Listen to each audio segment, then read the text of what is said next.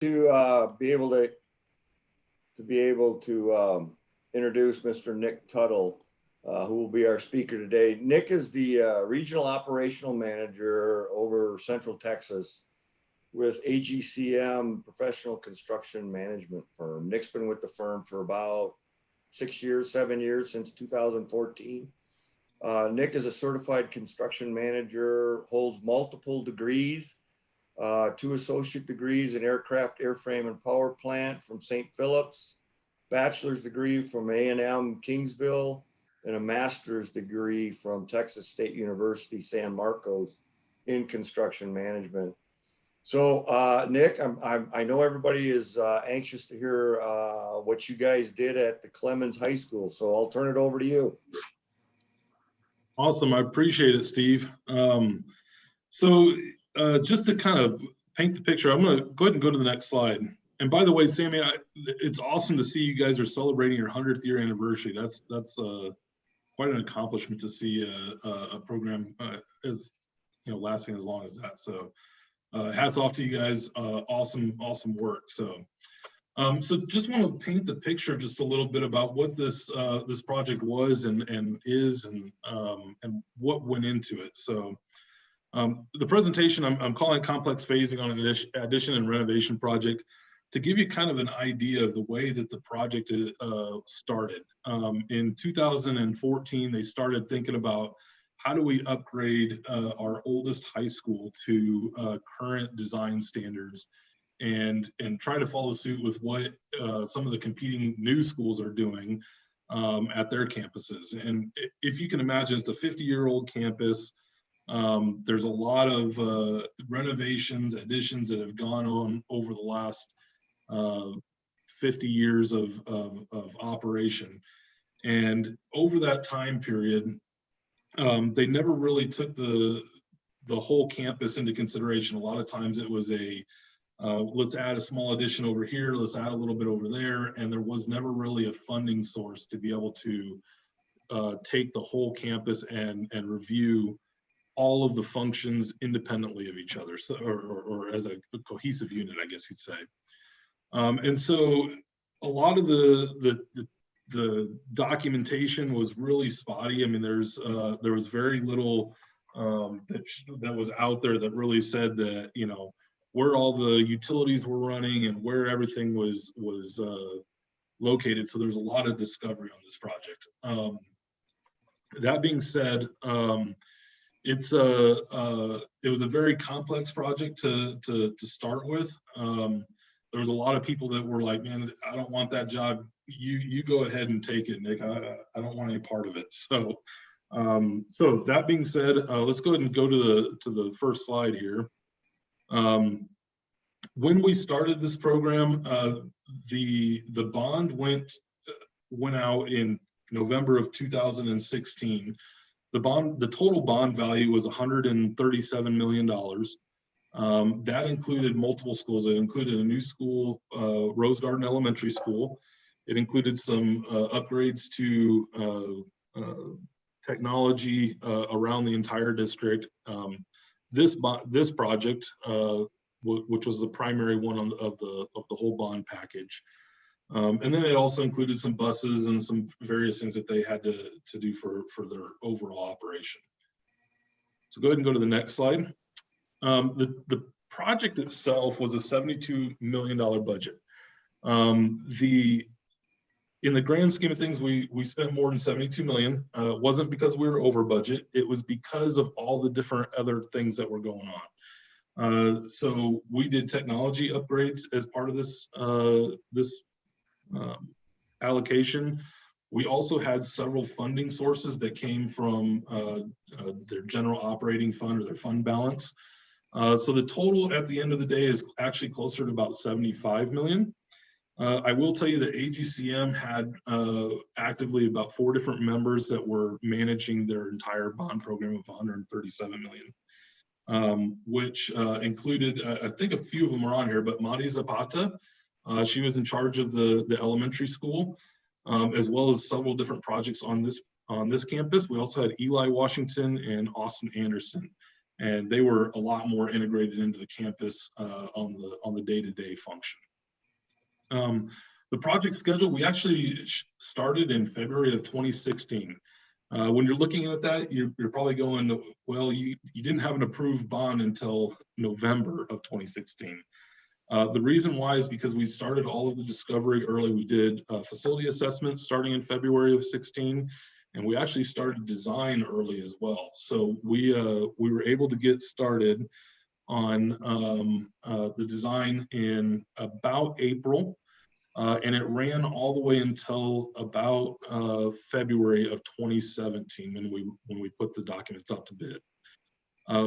Being that if you just look at that, it's about 8.5 to 9 months of actual design time for this project, which is a very short timeline if you guys are familiar with high school type projects with all the different programs that they have out there. So we really like to see closer to about a 14-month schedule for design, but we're really trying to hit the ground running. The district was eager to get things moving as early as possible. So we started construction in about the May 2017 timeframe, and the goal was basically that we were going to turn over a section of building about every 3 to 6 months. So that's kind of the layout, and we'll get a little bit further into the schedule as we progress through the slides.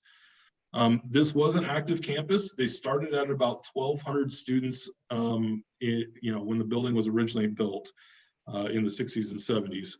And over the time period, they raised up to about 2,600 students. The goal was to get the campus operational between 3,000 and 3,300 students year over year. We also had approximately 200 staff that was on campus. And this project, with all the complexities, went out as a competitive sealed proposal. That was a decision at the district level.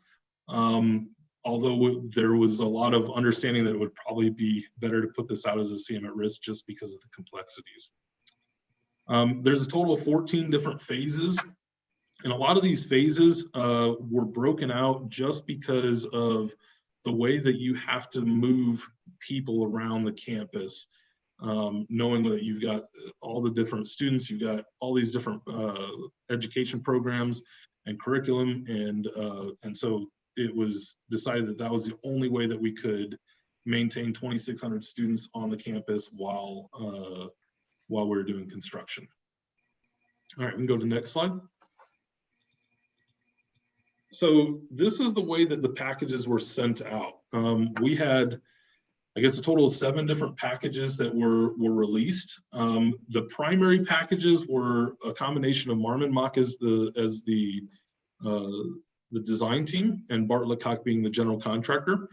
They won both the primary project, which came in at about $55 million, as well as the band hall project, which came in just under $6 million. And they were really the primary team through the entire construction project. We also had contracted at various times during the construction a kitchen interior renovation project, which Madi Zapata handled from the AGCM team, with O'Connell Robertson as the design team and Roth as our contractor. We also did an HVAC replacement project with O'Connell Robertson being the architect design team and Marksman being the general contractor.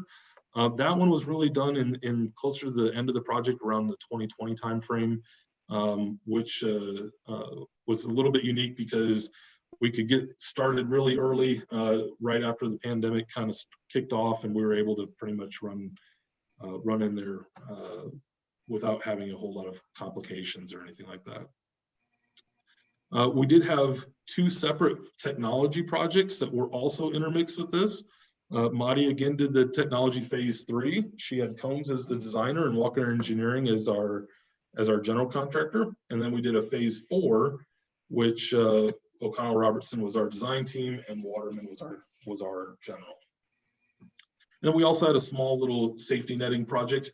We found out, this is a lesson learned, if you will, but we found out that the baseball field is a little bit close to our campus and where we were doing a lot of our construction. And we were getting a lot of foul balls hitting our new metal panels on our buildings. So that was a lesson learned project that the LPA designed, and then Joe Allen Smith as a jock contractor came in and performed. You can go to the next slide. As you can imagine, though, just when you're thinking about all these contractors and design teams, there was a tremendous amount of coordination just between our teams in order to make sure that everybody was kind of working as a cohesive unit. And so that was really where we kind of stepped in as AGCM and helped with. So as far as the primary project, a little bit more of the construction details. We built a new event center. That event center is a 2-story building that has an auditorium, 996 seat auditorium. It has a choir and dance team facility, as well as some locker rooms. And then we also have a new gym that we attached to that building as well. The idea behind that is we were trying to remove the after hours activities that go on at a campus. So you're thinking any kind of basketball game, volleyball game, choir, band, all those functions that happen after hours at a campus or high school campus. We're trying to remove that away from the academic building.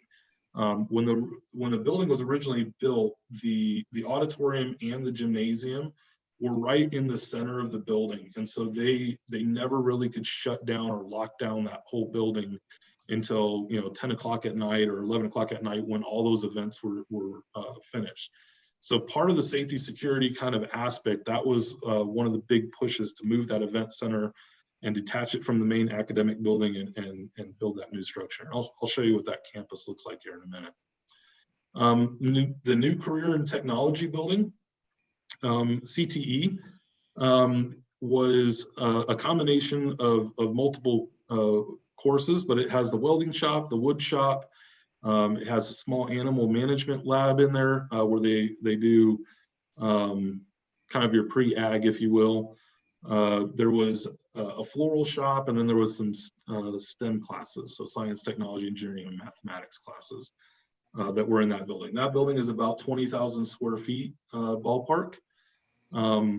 We also had the new auxiliary gym that I talked to you about, the new auditorium.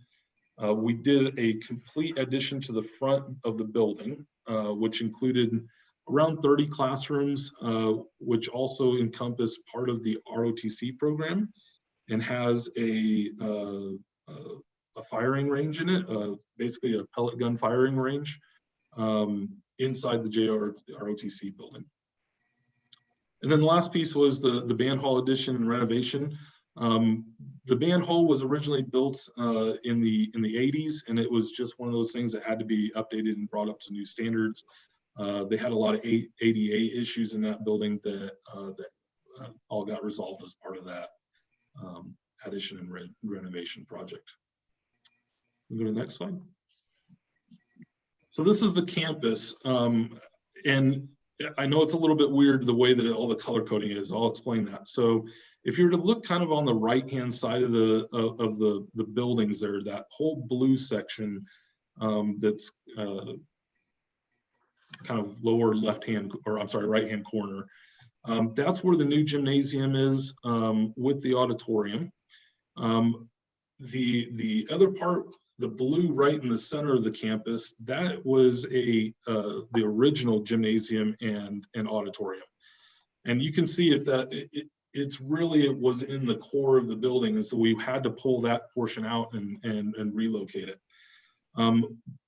In the left portion of kind of that, it's hard to explain it. I wish I could use my mouse, but as part of that renovation work, we took out the old gym and we made a 2-story building inside of that. So when that renovation work of the old gymnasium and the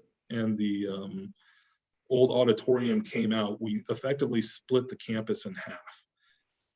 So that portion of the work was just a huge coordination with the campus to be able to say, how can we tear out the heart of your building and relocate students to work around construction.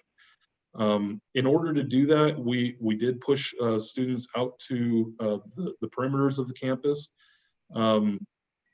which included some canopy work and things like that, just to be able to keep the flow going. But that was probably one of the most evasive construction projects I've ever done, because we couldn't put tower cranes in there. We kept the structure of the old gym up, but then we tore it down to basically to drilling new piers for that structure. So it was a unique challenge moving the kids around.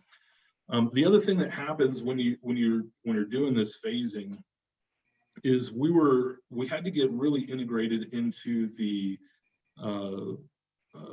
master scheduling of the campus. So when we sat down at the very beginning of the project, Madi was very heavily involved in that, along with several campus members, where we went line item by line item and said, okay, what teacher, what class are they teaching in what rooms? And we broke that down into sizable chunks to be able to, how do we move those teachers and students around in order to make that happen. That process probably was a 6-month process during design. And the result of that was probably, gosh, it was a very intensive process just to be able to get an understanding of what that looks like. So the front addition you can see is kind of the south left corner, and then the upper left-hand corner is the CTE building at 20,000 square foot. Another component of this was all of the campus parking was more on the right side of the campus, of the north, I guess northeast side of the campus, and we were working with how do we coordinate students and traveling into the campus while that construction activity was going on. So another big component of how do we coordinate that. Next slide. So before construction, we're looking at about 120 learning spaces. It was where we started out, and it was about 60. It was about a 50-50 split. So 60 of them were your traditional classrooms, and 60 of them are your more specified learning or specialty classrooms. At the end of construction, we bumped that number up to 144 learning spaces, with 73 of those being specialty classrooms and 71 being your typical learning classrooms, your math, history, English, foreign language, things of that nature. So when you think about a campus in a high school, one of the biggest challenges, though, is all those specialty classrooms, because you can't take a welding shop and just move them over to another classroom. It doesn't work that way. You've got to be able to have all the preparation in place to be able to move that welding shop for a semester or whatever to another location. And in that case, the welding shop, the wood shop, that was the only set of classrooms that ended up going off campus. We were fortunate enough that the school district's main administration office and their facilities management is right across the street. So we were lucky enough to say that they could utilize some of the space at the facilities department. But that's the only one that really left the campus. All the other components had to happen within the confines of the campus space. So with that, we had 181 teachers, and we had to figure out the movement of them. One of the things that I will say, during the very beginning of the project, we identified that there was 263 unoccupied class periods.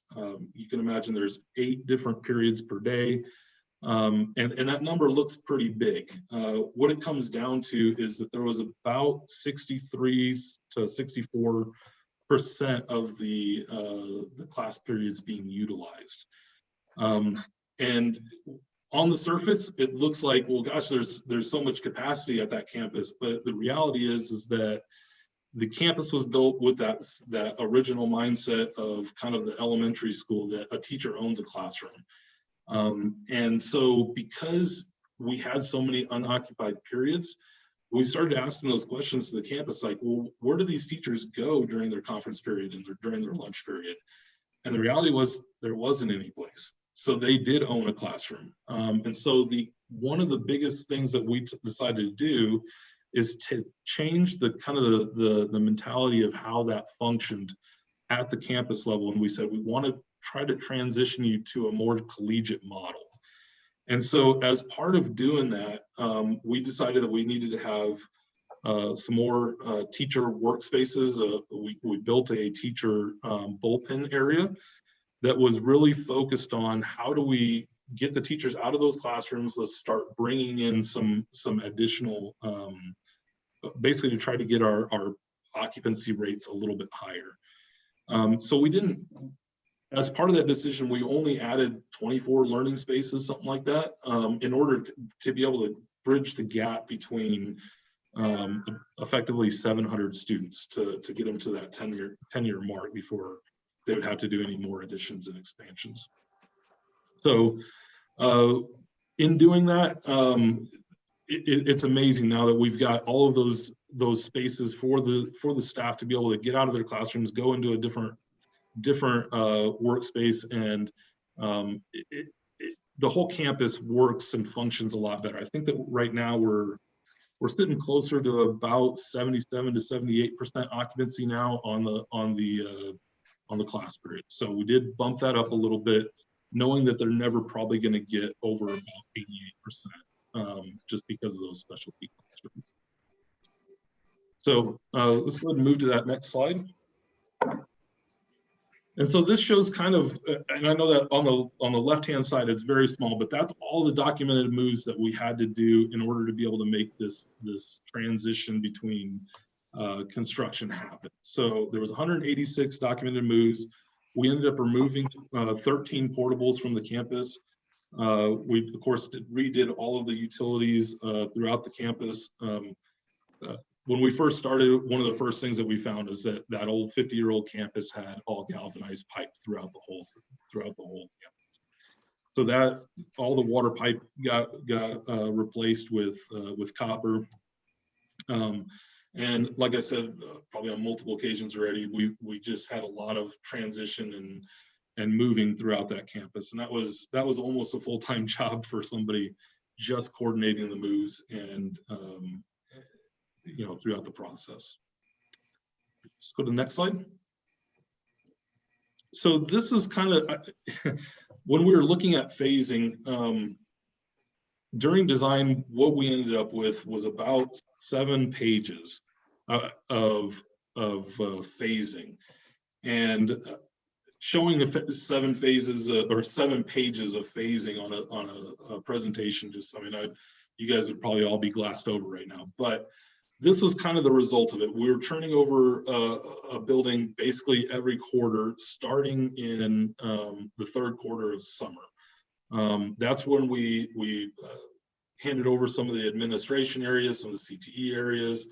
And as you kind of wind your way through this thing, and I won't go through the whole package just for time's sake, but you can see that there was a delivery at some point during each quarter, and each one of these had its own independent FF&E package and technology package that was being delivered at the same time. So every quarter we got really good at about quarter 4 of 2019 on how to deliver our FF&E and technology packages. So so that's kind of the sum of about, like I said, 7 pages, 4 tiles per page of phasing on the design documents. So, and one of the things that I did want to do with you guys, just to kind of give you a little bit of insight into how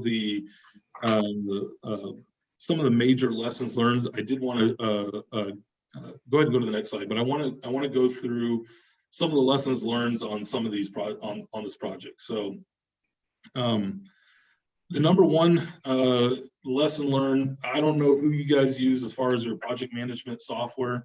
We ended up hiring Procore to do our project management software. Turned out to be a great program.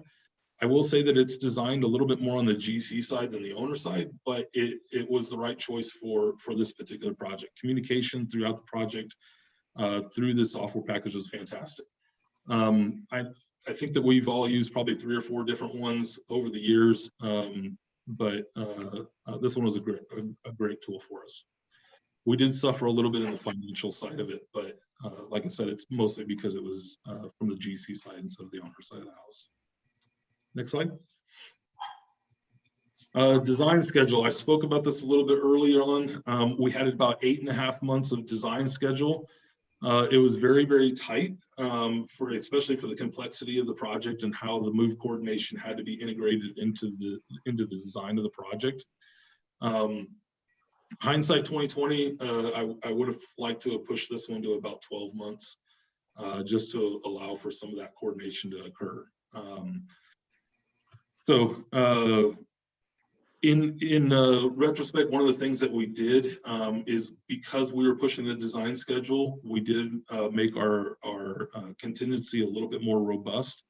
For a project of this size, ballpark, we're a little bit over $2 million of contingency. So go ahead and go to the next slide. Another thing that we did not anticipate, and this was very unpredicted, but we ended up having quite a bit of phone and internet issues within the building. What I'm primarily talking about is cell phones. As soon as we put the front addition on the building, we created what they call a Faraday cage, in that we couldn't, none of the cell phones worked anymore. And for high school, we had arguments both directions. We kind of thought, hey, as soon as your cell phone becomes a brick as a senior in high school, that's probably a great thing. But all of our staff were on cell phones, and that's where kind of the problems came in. We ended up not fixing this one. We ended up staying away from it and just saying that all the students have a student access through the wireless access system, there was wireless access points throughout the building, so they could get on the internet that direction, and it seemed to work out just fine. So next slide. Communication. This is probably my favorite story of the whole project. So at the very beginning of the project, we did not establish, or we weren't effective at establishing single lines of communications. It was one of the very first meetings that we had with the administration staff, and the principal of the school, she goes, all right, guys, I just sent you Nick's contact information, his cell phone number. And all of a sudden, it was like we opened up the gates of my cell phone just being blown up constantly. I think that they may have posted it on Facebook or something too, because I was getting phone calls every hour of the day. It was constant. There was no way of shutting it down. It wasn't until about September of 2018 that we said, oh, time out, we got to put a pause on this. And we created very small amounts of communication pathways. So what ended up happening is there was only 3 people at the campus that we restricted down to. All the communication from the campus was coming to AGCM. And then the other thing that we did is if staff had any concerns with construction, and they didn't necessarily want to go through the administration, they could submit work orders through the original work order process. And there was only about 2 or 3 people that would normally go through those work orders, and they would send communications over to us. But that being said, I know that sounds like a rookie mistake. We've all been there probably. But at the end of the day, the single line of communication really got better at the end of the project rather than at the beginning. Trying to avoid those full staff meetings, getting your cell phone number on the front page is wise to avoid. So, all right, next slide. Parking. That was another major lesson learned. So the campus originally had 760 parking spots, which effectively covered staff and seniors, and then half of the juniors in the campus. With construction joining into the equation with laydown and the construction trailers and all that kind of stuff, we ended up knocking it down just about 90 parking spots. And that didn't even start to include the parking that was required for the trades. So that being said, we ended up opening up a couple of areas on the campus to allow them to park on some green areas, as well as we just had people parking on islands. I mean, it was crazy for a little while. We ended up opening up on the northeast corner of the campus. We ended up opening up a large parking lot that had about 140 parking spots in it, which ended up turning into construction parking, to be honest. But we did have some students parking in that area as well. At the end of the day, it now has over 1,000 parking spots, but that transition period was a challenge. So definite lesson learned. Next slide. Project delivery method, and this is probably the #1 most disputed item on our list. So the district has a history of CM at risk. They haven't been very successful at CM at risk, so it was very much a decision that we were going to put this thing out as competitive sealed proposal. This was not advised at the beginning of the project, just because of the complexities, and that's why we were trying to solve a lot of those issues with coordination on the front end. That being said, when we break it down to cost savings, we're under the impression that the cost of the project itself, the primary project, would have been about 10% higher if we would have gone with the CM at risk model. Now, I agree that that's very much disputed, and it's one of those things that you really can't put a definite percentage on, because there's so much site adaptation and so much that goes into doing a true apples to apples comparison between the different delivery methods. But when we get down to it, there's only about like I said, there was probably only about 3 or 4% of project changes during the whole project. So we're looking at it as basically about 7% in project savings go into a CSP model. That being said, I don't know which one would have been I think it would have been a lot smoother from a project management standpoint going to the CM at risk model, but the cost savings was well worth it. So that's that one's debatable, and I'd love to have questions about that one here at the end. So I think this may be the last slide. Yes, it is. Okay. So I want to open this thing up for questions and input, maybe.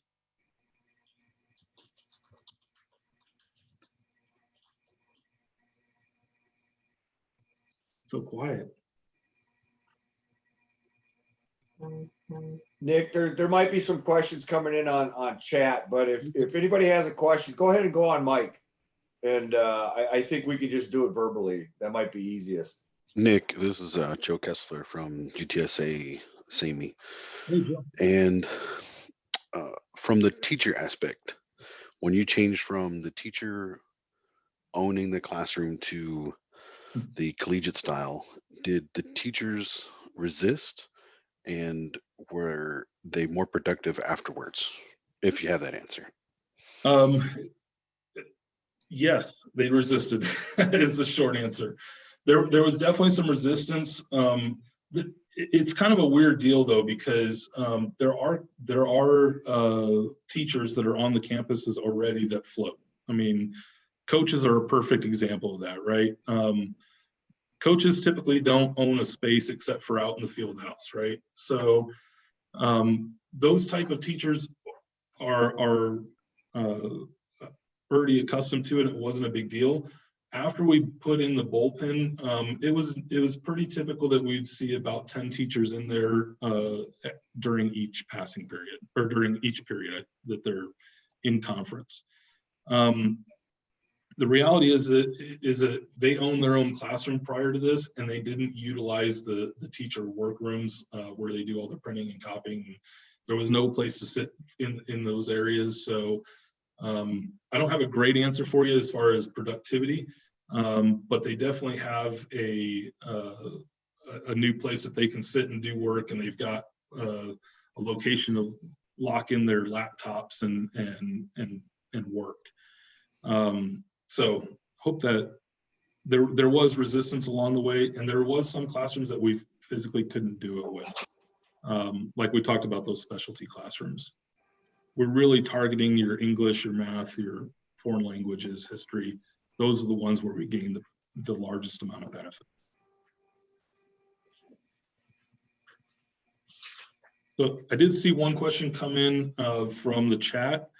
AGCM's role in the project, we were the owner's representative. And so we did full program management. That's all the way from pre-design all the way through warranty. So we were basically the single source of for all construction activities. Everything flowed through us is the answer to that one. I believe that came in from Kendra Hickman.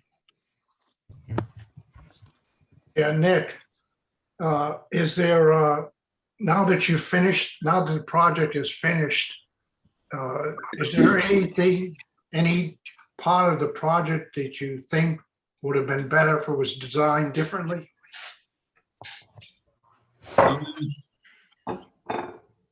Designed differently.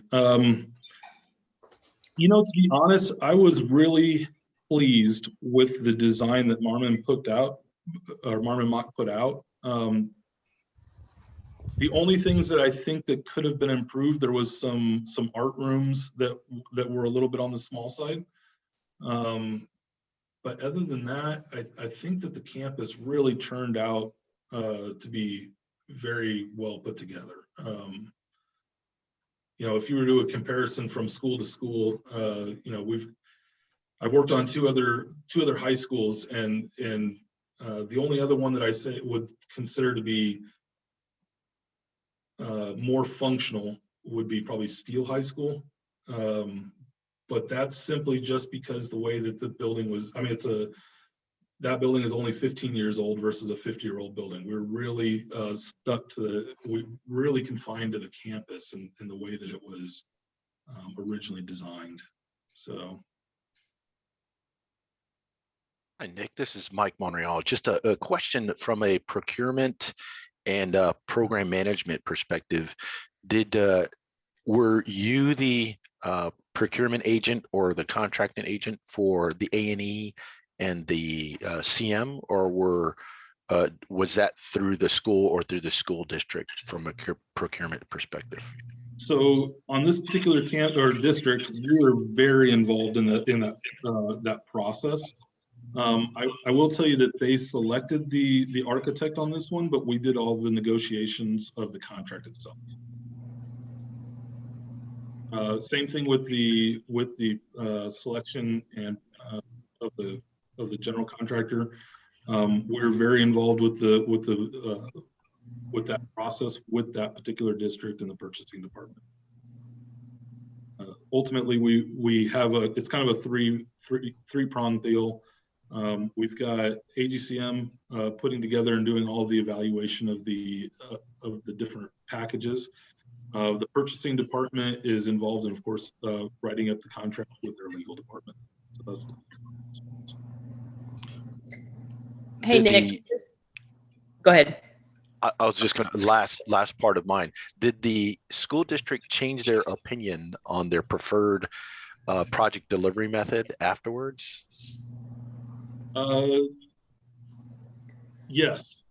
But it was not until well after the project was completed. There's been some changeover in some of at the district level that have a different mindset about how CM at risk versus CSP should work. And so I think a lot of that is just more carryover from their previous employment. But yes, there has been a change in that. They have not done a CM at risk yet. I think that they're going to be a little bit more open to it in the future.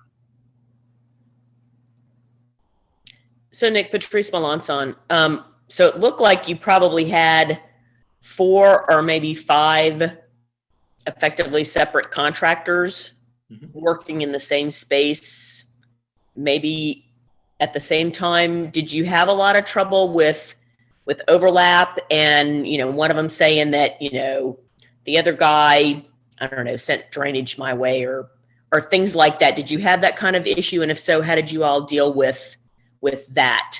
Yes. So the only time that we actually had that, in most cases, what we would do, like the technology, we were very strategic about the technology, about only having that contractor working in that wing at that time. Okay. So we were able to really mitigate a lot of that. The only time that we had an issue was when we had the band hall work going on at the same time as kitchen renovation work. And that really boiled down to, we had all of the IDF room in the band hall was the primary technology for the kitchen area for all their point of sales and things of that nature. And then we also had an issue with some of the sewer lines that were coming from the kitchen underneath the band hall to the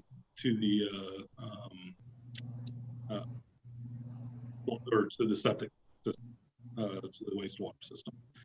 Other than that, though, I mean, we did handle. We ended up having to do 1 or 2 change orders in order to be able to help with that, because we had different design teams. And so we issued those, but in all honesty, I want to say that those change orders, the sum of those change orders was probably under $12,000 at its most. Wow. Yeah, really well mitigated for the. Yeah, that's great. That's great to hear. So.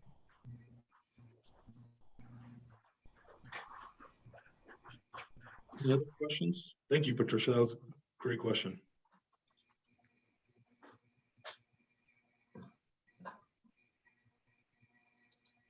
All right, any other questions out there for Nick?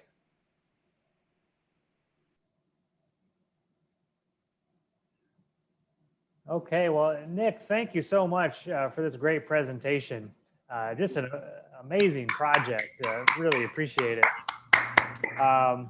And in appreciation of you presenting today, we're going to send you this highly coveted San Antonio Post Centennial mug. Oh, cool. Right there. I appreciate it.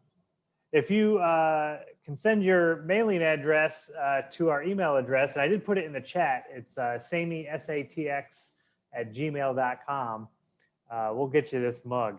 All right, cool. Thank you. Appreciate it. Thanks so much, Nick. All right. Well,